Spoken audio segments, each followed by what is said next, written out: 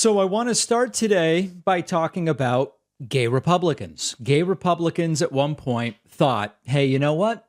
They're going to accept us in the Republican Party. Gay marriage is now legal. It's kind of becoming a non-issue.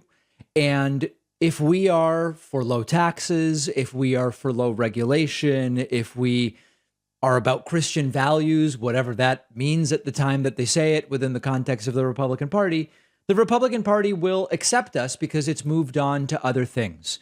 And unfortunately, punctuated with last week's vote against marriage equality from 157 different Republicans in the House of Representatives, it is now abundantly clear that gay Republicans have failed at being integrated into the Republican Party. The Republican Party is seeing a sort of resurgence of overt homophobia. Now, it's important to understand that overt is the key word.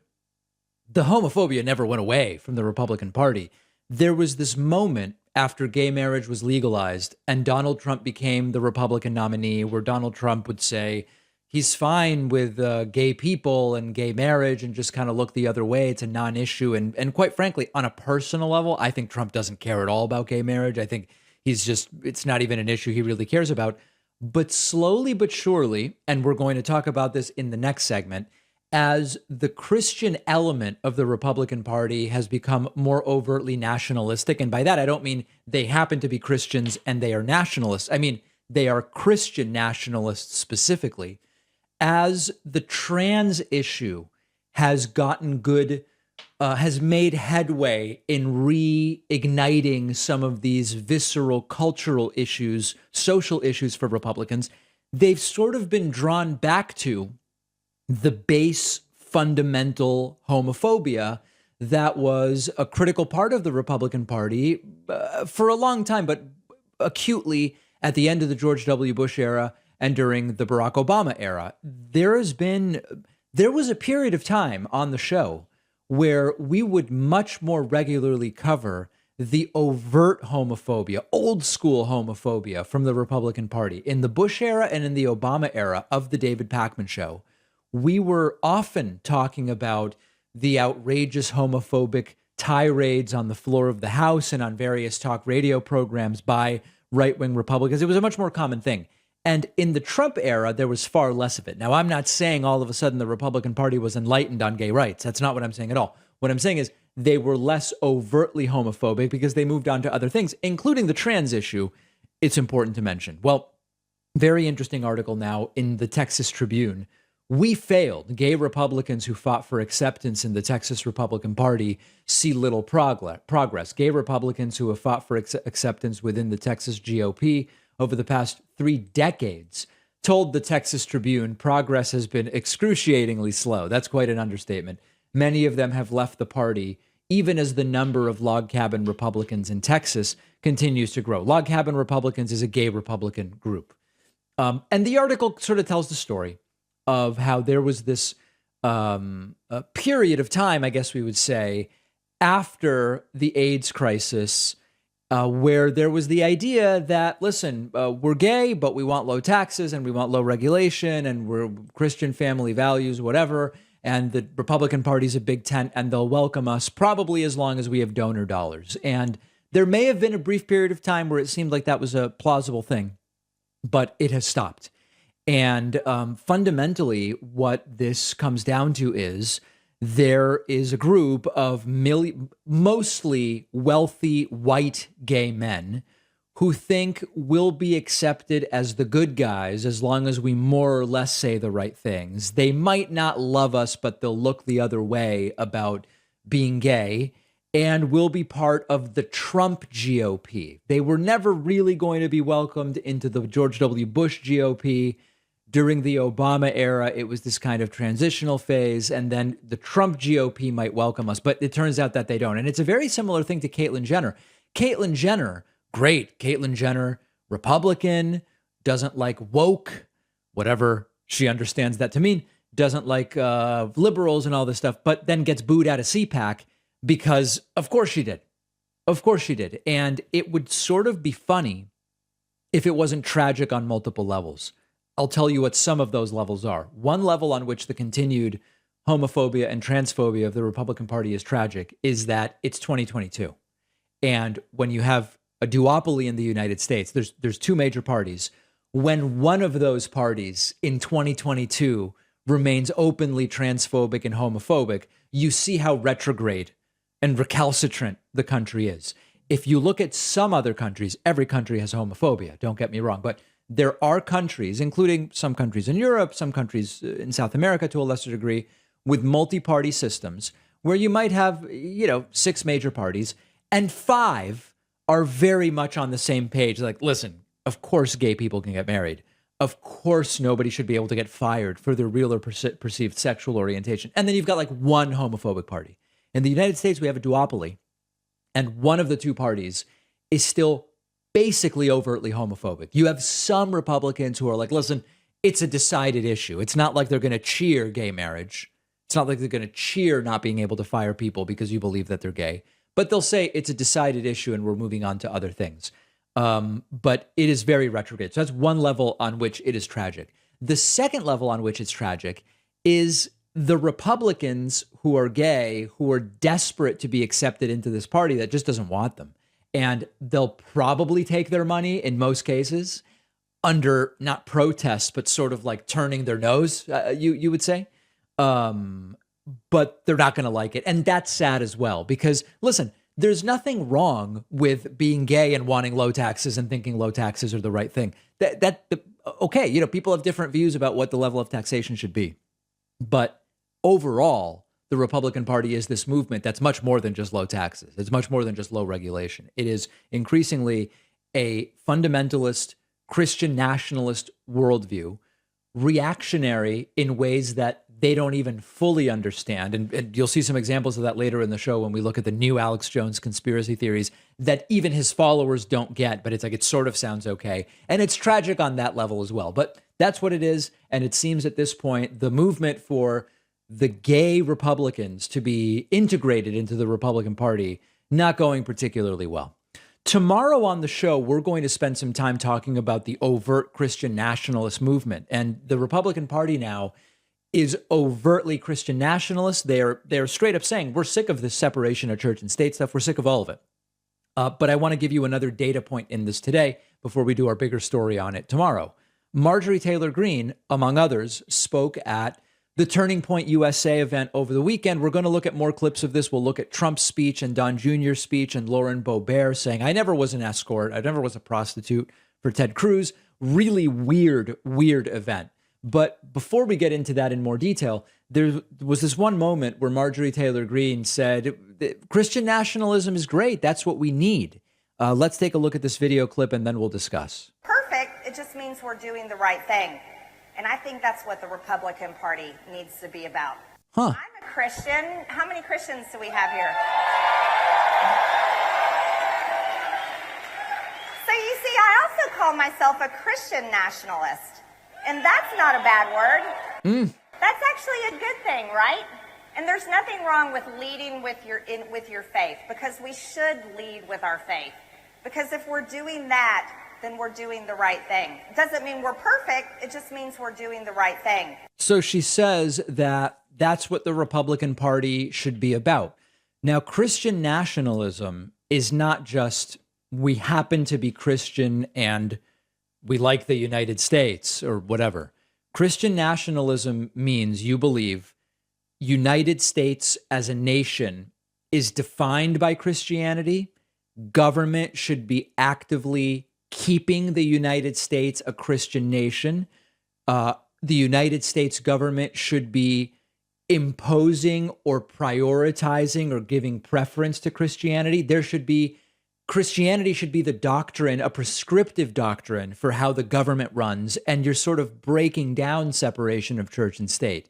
This is not unique to Marjorie Taylor Greene, that the belief that Christianity should be privileged in the public square. Remember, we've looked at clips of Lauren Boebert. Lauren Boebert openly is calling for the same thing now. And I believe that great patriots all throughout this nation and Christians will begin to position themselves in these days, in these times, that pastors would have a boldness to speak from the pulpit of their churches, to direct and church on how to influence the direction of government. So that's pretty full on. And if that's not direct enough for you, here she was saying she's tired of this separation of church and state stuff. We looked at this about a month ago when it took place. The reason we had so many overreaching regulations in our nation is because the church complied. The church is supposed to direct the government. The government is not supposed to direct the church. That is not how our founding fathers intended it. And I'm tired of this separation of church and state junk that's not in the Constitution. It was in a stinking letter, and it means nothing like what they say it does. Now, I've told you before that she's wrong. In fact, when they say it was in a stinking letter, what they're trying to do is minimize the idea, the desire for separation of church and state, to like an offhanded, casual letter written by Thomas Jefferson. That's what Lauren Boebert wants you to believe. She wants you to believe it's all a big mistake.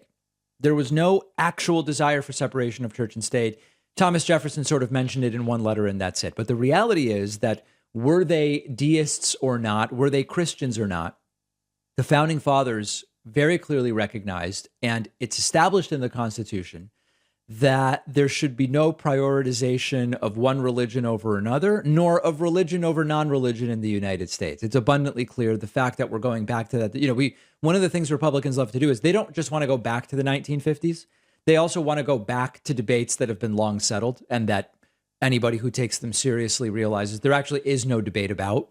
And this is extraordinarily dangerous. So we're going to talk tomorrow on the show about the decidedly Christian nationalist move of the Republican Party. Not everybody in the Republican Party agrees with it. I mean, someone like Adam Kinzinger, he doesn't agree with it. He's also retiring and is kind of increasingly irrelevant within the party. But even Trump now is regularly at his rallies, and we might look at the clip later, saying we kneel only before God, and all of these different sort of signals to the Christian nationalists. So this is a very dangerous movement in particular, because if they do well in November, and then they control the 2024 election, there are all sorts of ways in which they can impose this Christianity in the public square, completely antithetical.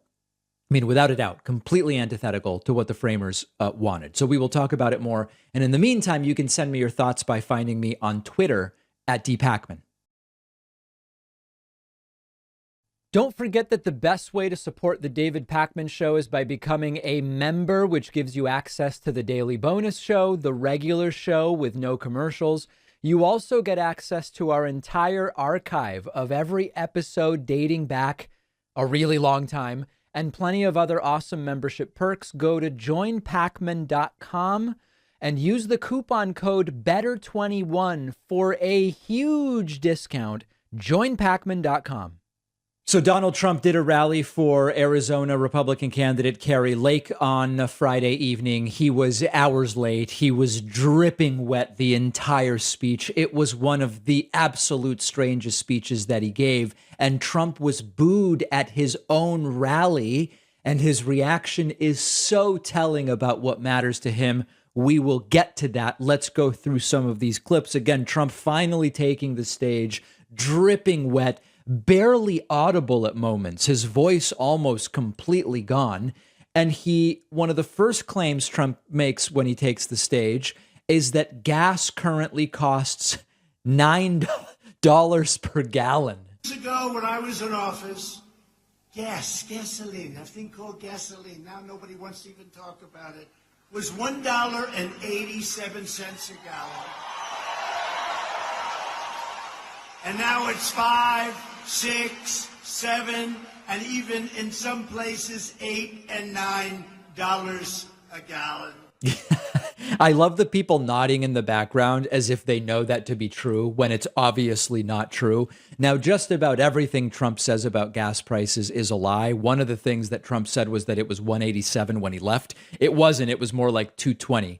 But gas prices are now down dramatically. In fact, gas prices, if you look, they peaked at $5.02 in mid-June. We are now about 5.5, closing in on 6 weeks of steady declines, down to about $4.28 or so a gallon. The highest price in the country on average is California at $5.74. The lowest is Texas at 387. High, but not super dramatic. So just it's all lies. Trump then claims he finished the border wall. Now, this is funny because Trump in speeches says both that if he gets the opportunity again, they're going to finish the border wall, and also that it's done. Of illegal aliens and gang members, and we built hundreds of miles of border wall. In fact, we completely finished our original plan despite 2.5 years of Democrat-inspired lawsuits. Now, remember that the plan was a border wall across the entire U.S., Mexico. I mean, I'm exhausted at this point.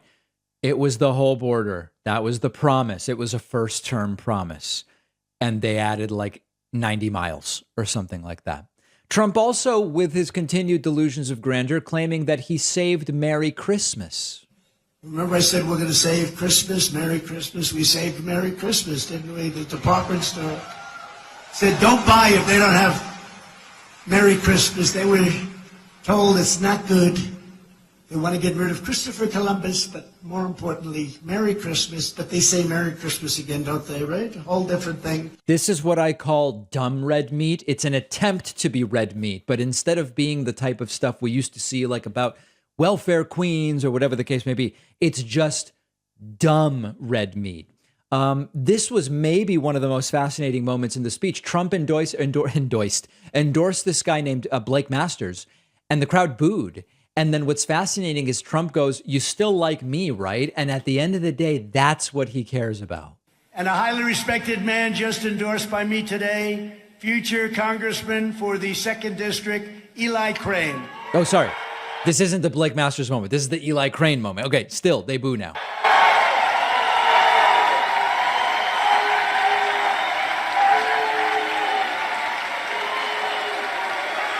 Thank you, Eli.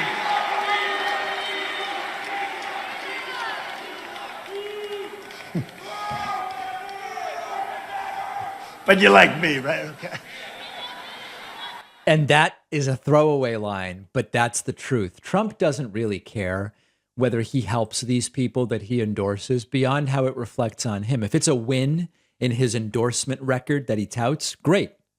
If you don't even like the person he endorses and you don't vote for them, fine, as long as you still like Trump. Trump then pulling out the victim card, saying no one has been through what he's been through. And as a post-presidency president, he's supposed to be having a great life now, not embroiled in all sorts of scandals. Who has been through anything like what I've been through? Seriously? Who?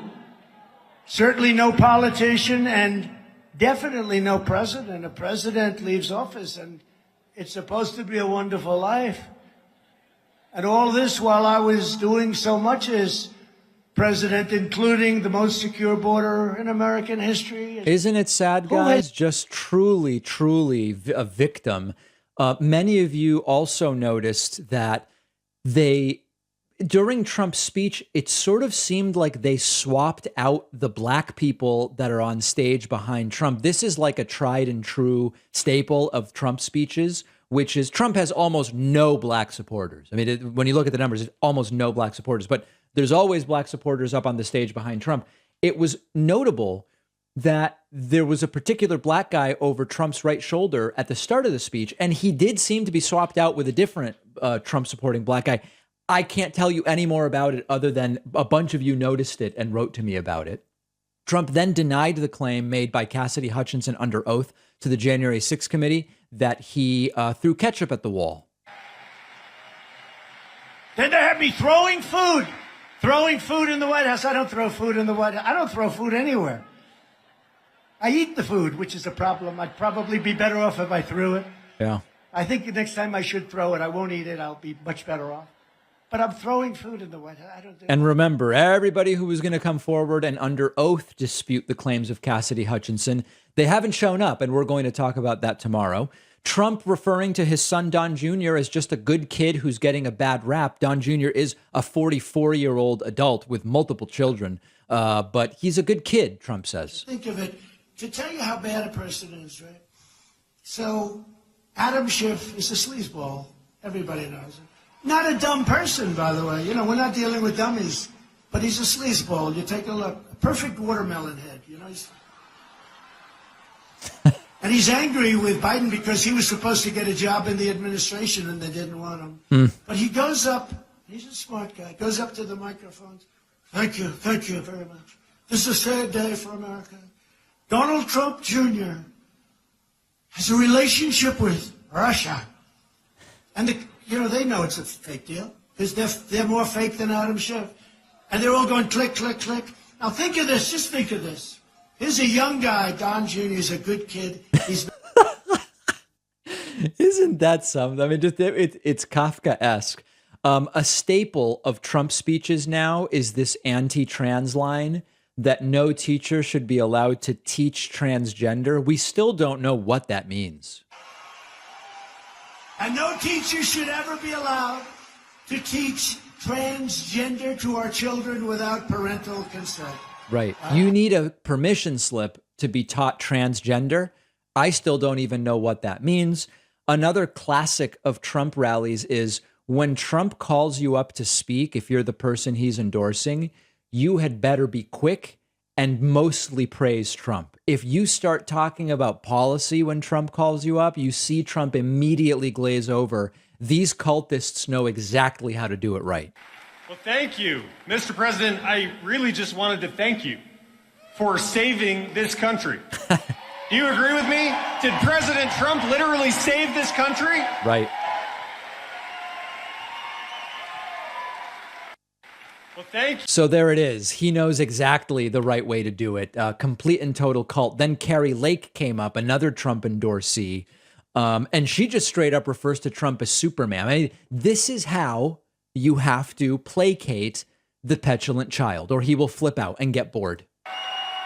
And I think Arizona is your favorite state. You don't have to say, but I think Arizona is his favorite state.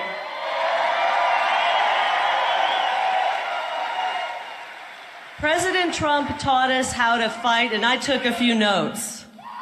That's why I go after the fake news, because he showed us how to do it. He gave us the game plan, and he showed us exactly how to stand up and fight. And Republicans need to fight back. Now you'll notice Trump's already kind of bored. Now listen, we can't sit back and wait for Superman to come in and rescue us right now. We can't wait for Superman to rescue us right now. We have to stand up. We've got to vote. We've got to get active. We have to make sure we tell our friends to vote. And we have to be running for office, running for school board. Each and every one of us has to get involved. Use your God-given gifts and get involved to save this country.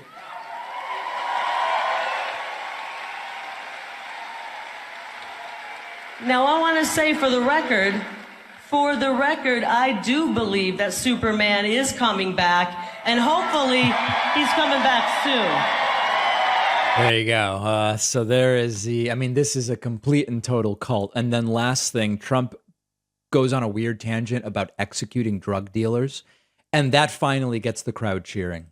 We're going to stop this scourge. It's time to get... By the way, the word is scourge, and he continues to not be able to say it. Brutally tough on the dealers, traffickers, and the narco-terrorist cartels who are stealing millions and millions of lives. We lose 200 and 250,000 lives a year.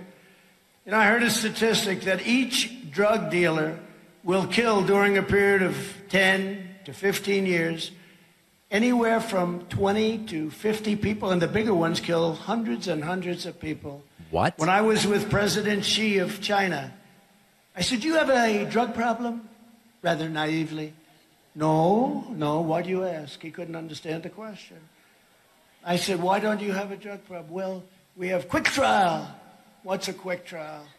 Quick trial is if they are dealing drugs, they have a quick trial, and they're executed immediately. We don't have a quick trial system. Crowd likes that.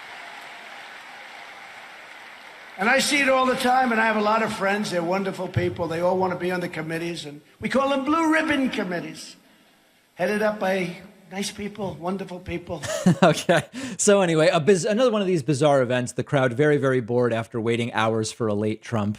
And the cult continues. And unfortunately, he gets the crowds. And if he decides to run for 2024, he has a very, very good shot. So let's go from the rally to the Turning Point USA event on the following day.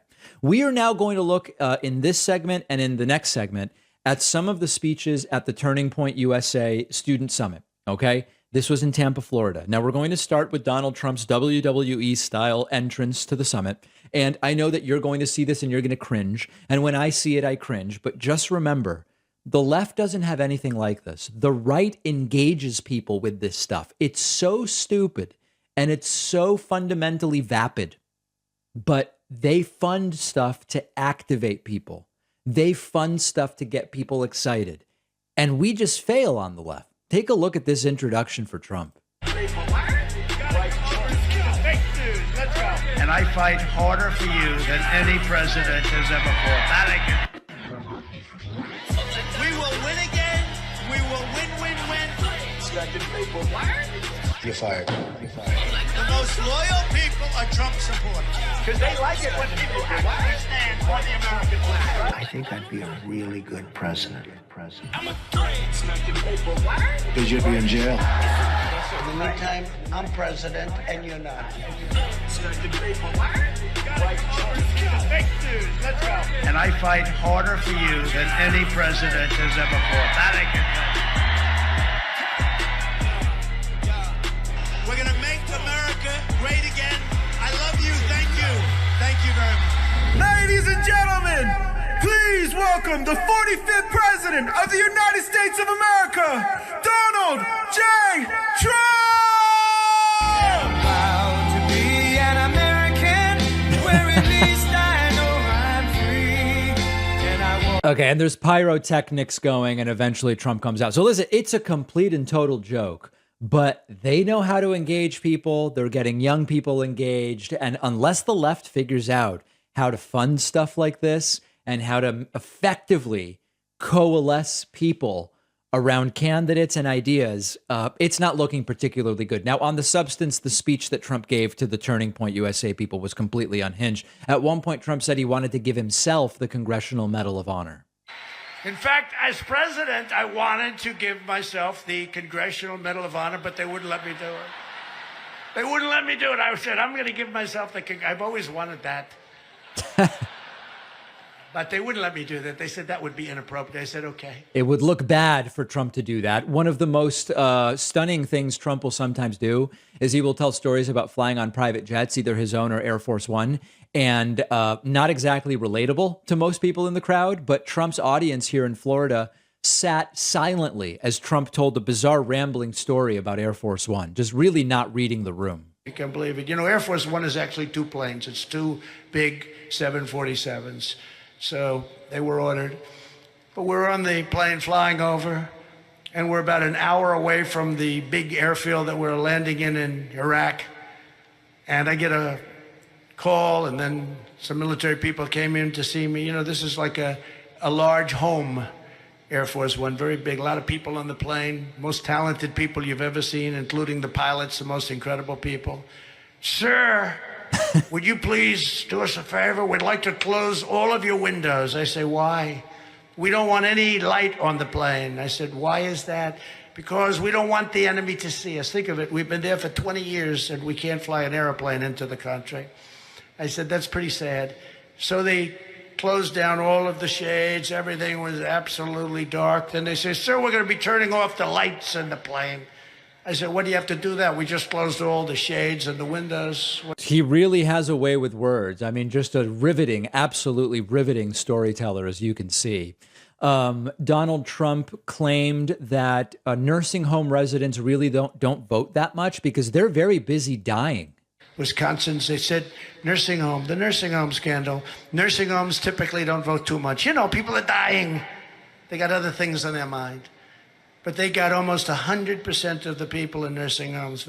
So Trump very confused about what goes on in nursing homes. And then Trump again playing up the victim stuff, saying he's the most persecuted person in American history. Again, another part of the speech that the crowd was silent during. A friend of mine recently said that I was the most persecuted person in the history of our country. Me, the most persecuted. I never thought it that way. I never had time. I was always fighting with these people that were trying to persecute me. I didn't have time to think about being persecuted because I was fighting persecution. When I thought about it, though, I sat back. He's a very smart guy, successful. Sat back, I said, you know, he may very well be right. Certainly there's been no politician or president treated like I've been treated. Right. No one's been treated worse than Trump, as he continues to remind us. Then the Christian nationalist moment of the speech. We're going to talk about this more tomorrow in general. The Republican Party going in this Christian nationalist direction. Trump again with this, Americans kneel before God and God alone. We will not break. We will not yield. We will never give in. We will never give up. We will never, ever, ever back down.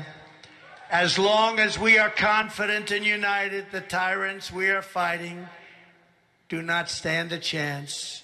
Because we are Americans, and Americans kneel to God and God alone. Right.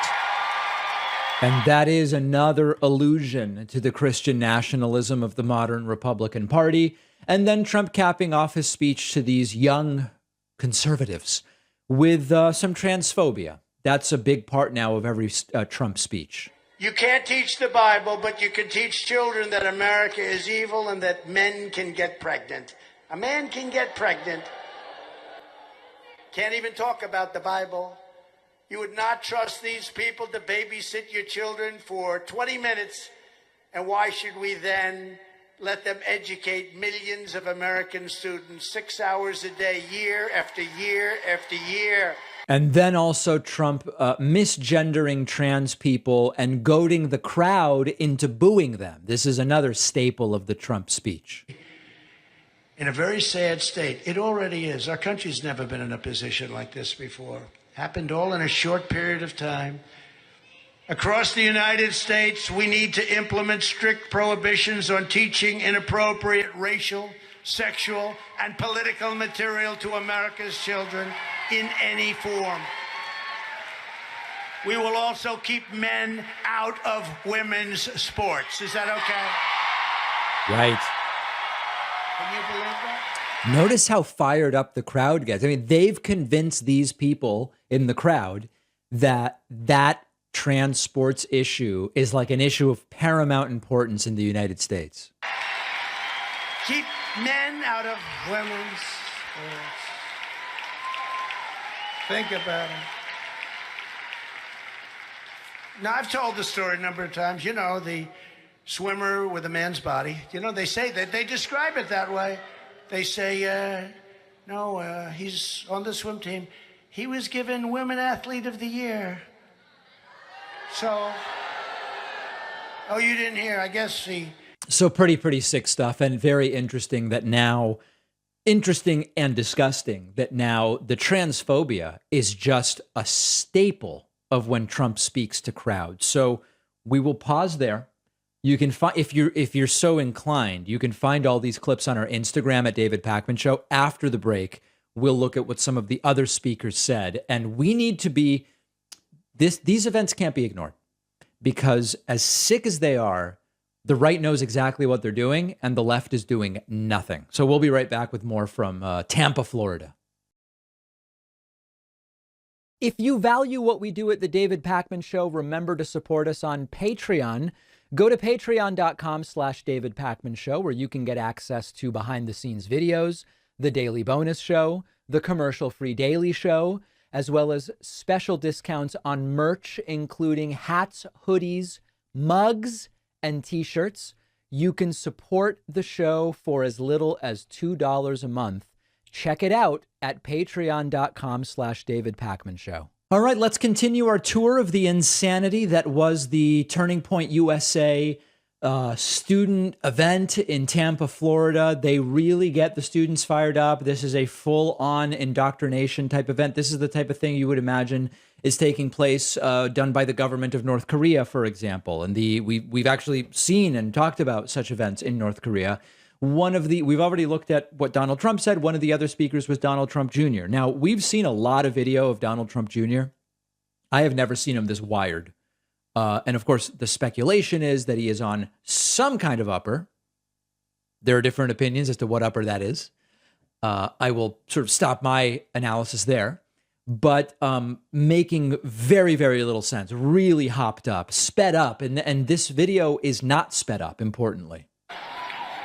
Like, I've never seen, like, she can do like a half an hour and like, there's like 3 words. No, it's like, I don't know whether to be like upset or impressed.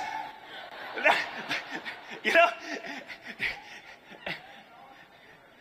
It's like the crazy crap that Hillary was saying last week. She was like, yeah, that's perfect, here. Kamala was your speechwriter. Like, Kamala. But, like, that's next. And the only thing scarier, again, than perhaps Joe Biden would be Kamala.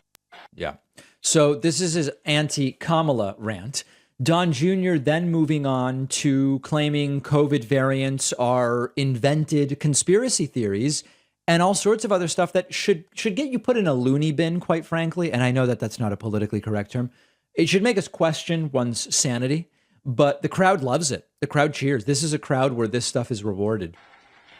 Remember, folks, the difference between a conspiracy theory and the truth, it used to be about 6 months, right? Was there anything, all the things we've been talking about, has there been one that we were wrong about in the end? Meaning, we were told we were wrong, we were canceled. If you were a doctor and you questioned Clown Fauci, you were thrown out of the medical profession. Any one of those things. Turns out they were right, it doesn't matter. We got what we wanted. Let's move on. The difference is now it's like 6 minutes, right? Between what your label conspiracy theory turns out to be the truth. They can't hide it anymore because it's compounding so badly. It just doesn't stop. And we're going to see this more, right? We're either going to have a midterm variant, obviously, right? Right. So they can implement whatever they need to do, fraudulent voting and whatever it may be. Or you're seeing, you guys are seeing it, you know it's coming, the monkeypox pandemic, folks. This is another one which, again, they're taking both sides of the monkeypox stuff, where on the one hand, they're starting to say COVID clearly was some kind of concocted psyop, because now we've got monkeypox and nobody's saying we got to shut down because of monkeypox. That proves something about COVID was fake. It's like, well, no, COVID's a respiratory virus. It spreads extraordinarily easily. Monkeypox is spreading through physical contact, sexual contact, skin to skin. So the transmission is completely different. So why would the reaction be the same? But at the same time, they're starting to say monkeypox is being set up to do the same thing that they did with COVID. So they'll have it both ways on all of these things. One other kind of funny moment was now Don Jr. is rewriting history about when Trump had to be helped down that ramp by a general. Remember when Trump walked down a ramp and it was like raining and slippery, so he held onto the banister and it was like, he's in the later stages of dementia and Alzheimer's combined. He is literally about to drop dead. Oh my God, 25th Amendment. Now, it was actually not raining that day. It was sunny. And I went back just because I was like, am I misremembering the day that Trump walked down the ramp? It was a beautiful sunny day at the time that Donald Trump walked down with his hand held by the general. Doesn't change anything one way or the other. Not a big deal, but they're just straight up rewriting history at this point, and the crowd loves it. Now, last thing, Donald Trump also has evidence that he is being suppressed and that the right is being suppressed, which is his posts don't get as many likes as they used to. Have you ever noticed it only goes one way? Yeah, like, I'm getting like 10,000 likes a post from like 300,000 like a couple of months ago because they don't like me right now. Right. If you're effective, they're going to suppress you. We are working that much harder. Now, yeah. So that's the new proof that, of course, there is some subterfuge at play. Don Jr. is getting fewer likes. So the crowd loves it. Don Jr. is hopped up as I've ever seen him. And the hits just came coming. Next is Lauren Boebert. So radical, repugnant Republican Congresswoman Lauren Boebert, or Boebert, depending on your preference, spoke at the Turning Point event over the weekend in Tampa, Florida. She, apropos of seemingly nothing, although there actually is a backstory, but nobody knew it, she denied being a prostitute for Ted Cruz. Now, it's not clear whether she means that Ted Cruz was her pimp, and that's what she's denying, or that Ted Cruz was the John, and that's what she's denying. I don't know which she's denying, but she is denying it. Check this out. This is a congresswoman, folks. About Ted Cruz lately in the news.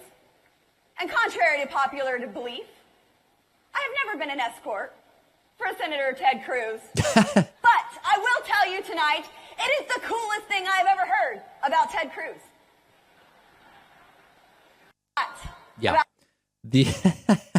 She was not a prostitute for Ted Cruz, and whether that means with Ted Cruz as the client or Ted Cruz as the pimp.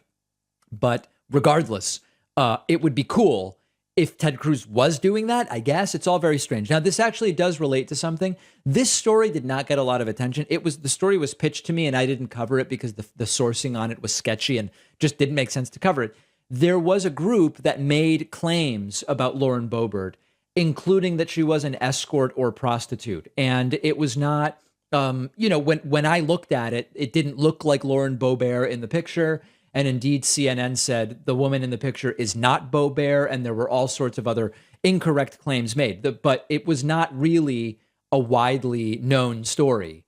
So her bringing up and saying, listen, let me just tell you, I was not an escort. Okay, just kind of a weird moment.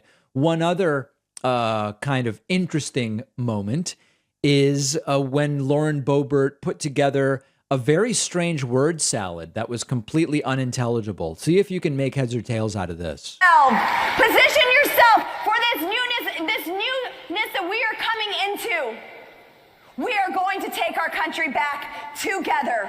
We are not drawing back. We are pressing in every single day. That's why you're here, getting equipped for this. Right. If you can understand that, please email me and explain to me what she's saying about positioning yourself for the newness, the newness. Crazy, crazy conference, and the crowd will cheer for anything. After the break, we'll look at one more clip from this event from Matt Gaetz, and then move on to other things. Stay with us. We'll be right back. Follow us on social media, interact with the David Pakman Show community, see exclusive content, see when we're taking calls live, and stay up to date on other big show announcements. We post daily. Find us on Reddit, Twitter, Instagram, Facebook, Discord, and TikTok. All right, one more clip. This is the last one from the Turning Point USA event to try to indoctrinate young people into right-wing reactionary thinking.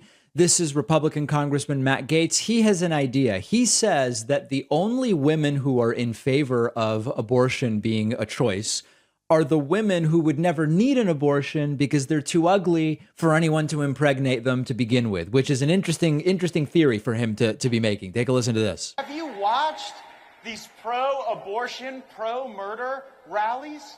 The people are just disgusting. Like, why is it that the women with the least likelihood of getting pregnant are the ones most worried about having abortions? Nobody wants to impregnate you if you look like a thumb. These people are odious on the inside and out. They're like 5'2", 350 pounds, and they're like, give me my abortions or I'll get up and march and protest. And I'm thinking, march? You look like you got ankles weaker than the legal reasoning behind Roe versus Wade. A few of them need to get up and march. They need to get up and march for like an hour a day, swing those arms, get the blood pumping, maybe mix in a salad. Now, as absurd as this is, if it were true, there would be no demand for abortion services, right? I mean, like it's so stupid. And of course, it's fat phobic, it's misogynistic, it's everything. If only women who no one would have sex with want abortions, there would by definition be no abortion. So it's by definition not true. And even after this tirade, after this disgusting tirade from a disgusting guy, women will still vote for him. Like it's crazy, but he will almost certainly be reelected. And so as a reminder, when you hear the things that Matt Gaetz says and we say that is just vile, How does someone like this get elected? It's really horrible that he exists. No. He's not the disease. He's the symptom. The disease is the people in, I forget what he represents. Is it the Pensacola area or whatever in Florida? The disease is that people will vote for him despite these comments or even because of comments like this. Just a completely disgusting guy. And this is sort of the new wave of Republicanism. I am not now that we've seen what took place at this Turning Point USA event over the weekend. I'm not saying that I am a supporter of the politics of the sort of cadre of Mitt Romney, John McCain, George W. Bush, Dick Cheney. Like, I'm not a supporter of that. But there is sort of a battle for the Republican Party right now where you have, on the one hand, people like in the modern day, Romney and Liz Cheney, and to a lesser degree, Adam Kinzinger, whoever. That's one side. And then on the other side, you have Boebert, Greene, Trump, Gaetz, those types of people. And there's no real way to know right now what the Republican Party will look like in 5 years. And I use the number 5 specifically. That would be 2027. It would be after these midterms and the next presidential and one more midterm. That's 3 election cycles. What will the Republican Party look like in 5 years? Is it going to be more like the Bush, Romney, McCain Republican Party?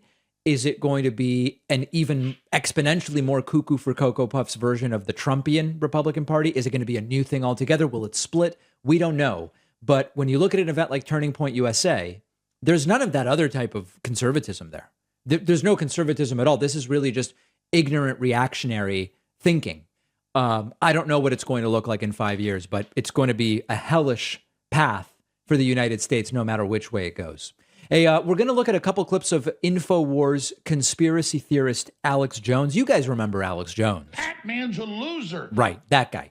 Alex Jones has some new conspiracy theories, including some that he explained to Steve Bannon, which we'll get to, that are so complicated and so ridiculous that even his own followers don't get them. And you know what? I also don't get them because they don't make any sense. Let's start with the first one. It's something about Count Dracula.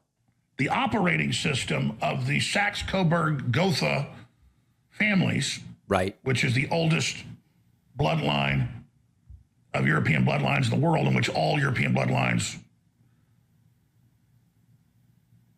agree are their progenitors, going back to their founder, Vlad the Impaler. Count Dracula is the recognized head of the entire dynasty. There you go. And so this House of the Dragon that flies the dragon banner, the Dracul, rule the planet. Just like Revelation tells us, the dragon.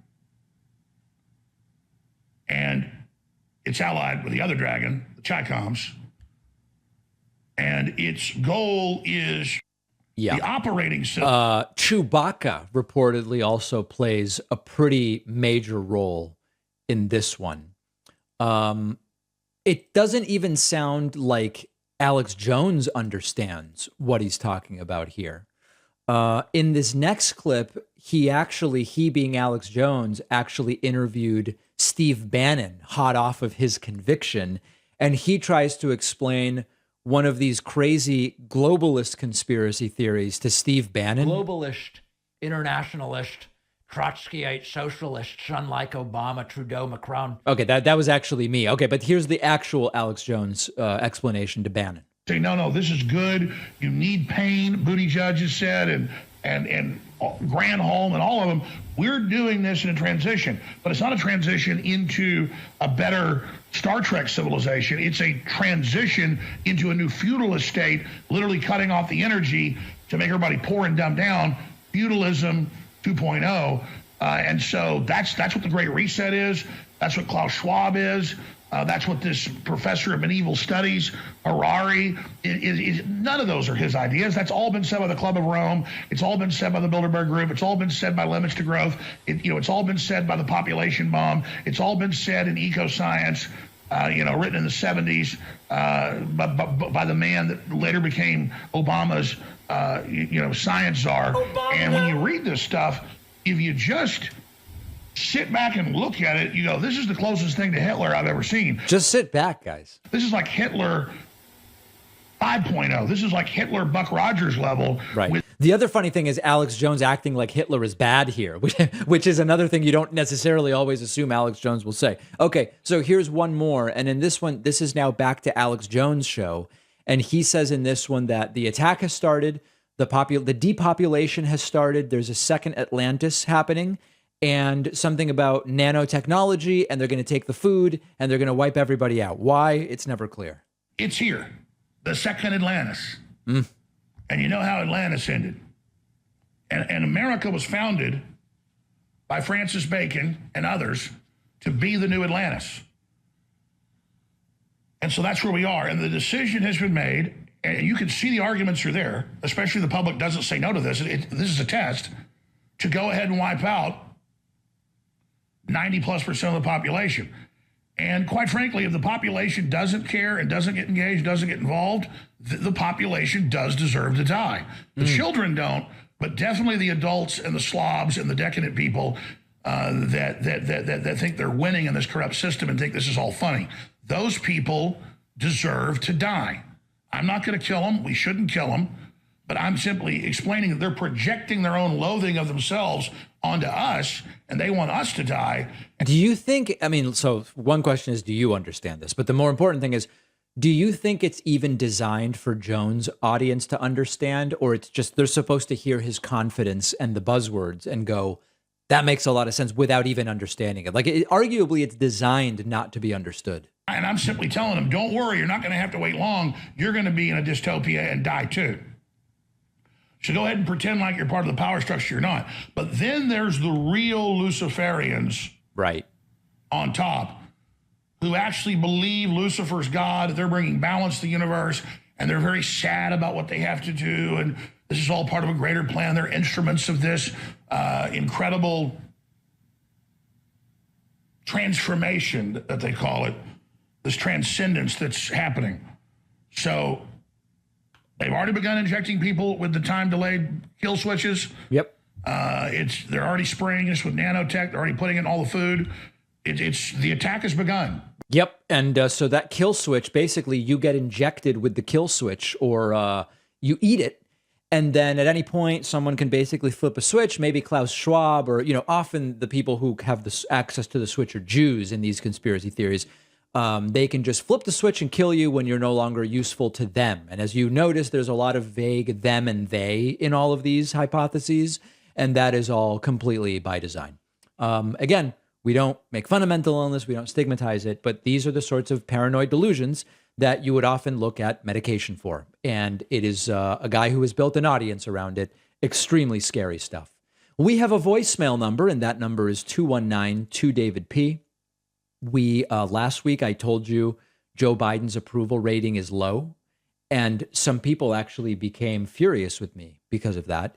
This voicemail is a parody of those people. I'll tell you more about it in a moment. Hello, this is Alan from Jersey. I'm so outraged at you, David. How dare you report accurate information on Joe Biden's approval rating? We need you to lie and distort exactly the same as Fox News does, except on the left. So when Fox News lies and distorts about Trump, you need to lie and distort about Biden. You can't admit the truth about his approval ratings. I'm so outraged at you telling the truth that I've had to sign up for 10 to 15 memberships just so I can cancel 10 to 15 memberships in disapproval. It's exactly like flushing a toilet. You need to do it 10 to 15 times. Okay, now this guy is joking, but in all seriousness, I mentioned this on a stream the other day. I got emails after reporting that Joe Biden's approval rating is low. Now, that's not my opinion of Joe Biden, and it's not my poll. I've reported to people when George W. Bush was president, I would tell you his approval. And when Obama was president, I would tell you his approval. And when Trump was president, I would tell you his approval. Now I tell you Joe Biden's approval, which is low, guys. It's low. I'm not going to lie to you. And I had one person write in saying, what, David, you're mad that Biden hasn't given everybody a pony? Like, no, that story wasn't about my opinion. That story was, what is his approval rating? Other people saying I shouldn't be poisoning the well by mentioning that his approval rating is low. What does that even mean? What are you talking about? Are you saying I should hide information? or lie to the audience. It's crazy. And yes, a handful of people canceled memberships because I said, hey guys, Joe Biden's approval rating isn't doing so well. This is what I'm talking about. The right spends a weekend funding a glitzy event with pyrotechnics, making stars out of their lunatic politicians, coalescing activity and activism and energy. And meanwhile, over here, it's like, David, you mentioned Biden's approval rating. I'm canceling my $5 a month membership. It's concerning stuff. Said it before. It's very concerning. On today's bonus show, by the way, the bonus show, Ron DeSantis is now going around saying Biden's stimulus caused inflation, so they should send the money to Floridians. But it's like that won't actually change the inflationary element of it. Students in a Dallas school district are now going to be mandated to wear clear backpacks in order to make it evident if there are guns in the backpacks. That's where we are. And Missouri Democrats, after video of Republican Senator Josh Hawley was released of him running out of the Capitol on January 6th, they are doing a Hall Hawley 5K race, sort of making fun of Josh Hawley. We will talk about that and more on today's bonus show. Don't miss tomorrow evening's town hall, 6 p.m. Eastern, 3 p.m. Pacific. It will be streaming live on Pacman Live. And everybody will be welcome to call in through the Discord at davidpacman.com/Discord. And yes, our website members will get priority participation on the town hall. You can sign up at joinpacman.com and use the coupon code BIGVOTING22 to get a discount. Looking forward to seeing everybody, number one, on today's bonus show, and number two, during the town hall event tomorrow. See you then.